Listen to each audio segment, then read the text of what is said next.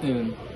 So hi guys, for tonight, we're gonna have an interview with Miss Verberly Reyes. She's been working on Boro, Manila as a kitchen and serving attendant. So hello po, Miss Reyes, magandang gabi. Hello po. Thank you for having me for today.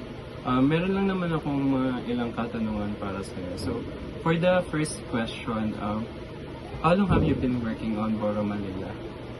I've been working there for almost 6 months already. Also, medyo matagal-tagal na rin pala, no? So, Mm.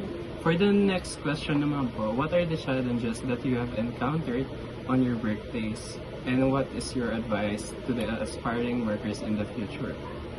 For me, siguro yung challenges like yung big adjustments since first time ko lang sa full service restaurant and nagtatry pa lang mag-gather ng experience. And mahirap kasi bukod sa crowded palagi yung place. Kailangan ko rin makasama sa mga workmates ko. And for the advices?